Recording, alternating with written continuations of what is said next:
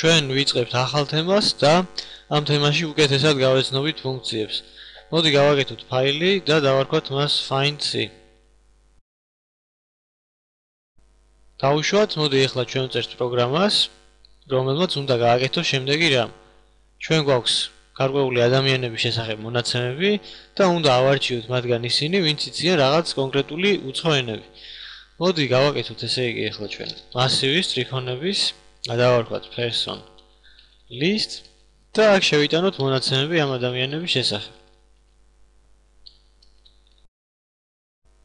ახლა ასევე გავაკეთოთ კიდევ ერთი ესეთი ცვლადი person.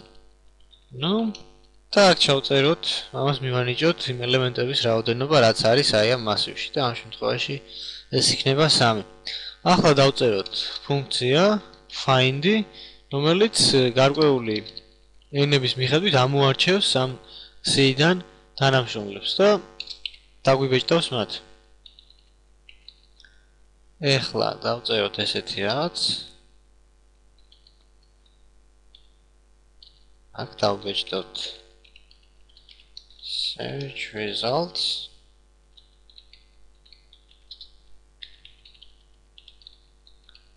ასევე აქ დავბეჭდოთ ესეთი რამ, ლამაზად რომ გამოჩნდეს. და ახლა დავწეროთ ციკლი, რომლის მიხედვითაც ჩვენ მოვძებნით უკვე ჩვენთვის სასურველ ადამიანს აი ამ C-დან. აი ახლა აქ ჩვენ გვჭირდება ფუნქცია str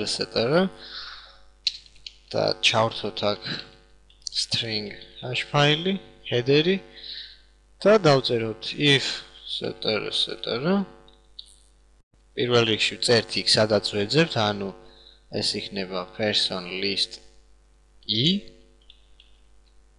და რასაც ვეძებთ აქ, ანუ კრიტერიუმი რაინაც უნდა იცოდეს ამ თანამშრომლებს. და მაგალითად გვინდა ისეთი ვინც იცის იტალიური. თუ კი ესე მოხდა, ანუ თუ ეს მოიძებნა, არსებობს აი ამ მიმდინარეში iur ელემენტში, აი ამ person list მასივის, მაშინ დაგვიბეჭდოს ეს ელემენტი.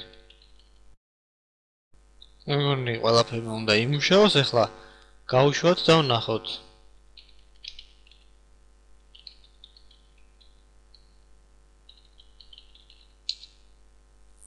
და აი მართლაც იპოვნა ეს ადამიანი და დაგვიბეჭდა.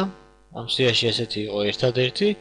ახლა მოდი ეს შევცვალოთ კრიტერიუმი და დავწეროთ ინგლისური.